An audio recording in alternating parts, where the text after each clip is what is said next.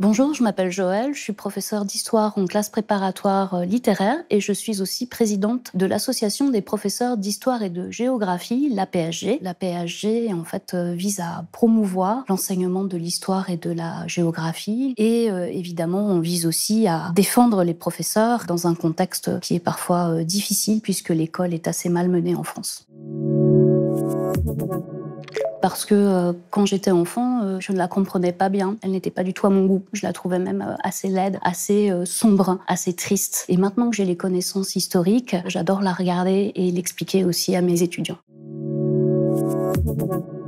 Au centre de la composition, on a un député qui s'appelle Alphonse Baudin et qui, en fait, avec quelques autres députés, essaie de soulever le peuple, d'élargir la mobilisation contre le coup d'État du 2 décembre 1851. Et en fait, quelques minutes après, il meurt d'une balle perdue et il devient un héros de la République.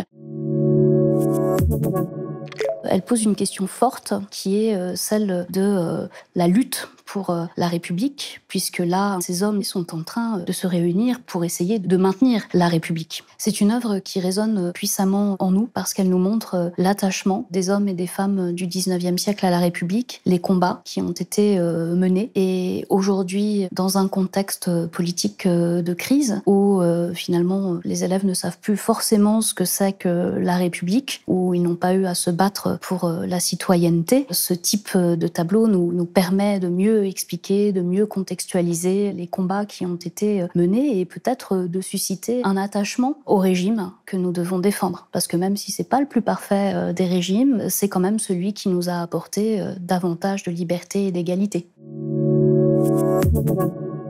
Je ressens à la fois beaucoup d'admiration pour tous ces hommes, toutes ces femmes, hein, même si là elles sont pas très présentes sur le tableau, qui se sont battus pour la République. Et je me demande aujourd'hui si nous serions capables de faire de même. Nous avons un site, aphg.fr, où se trouvent toutes nos actualités.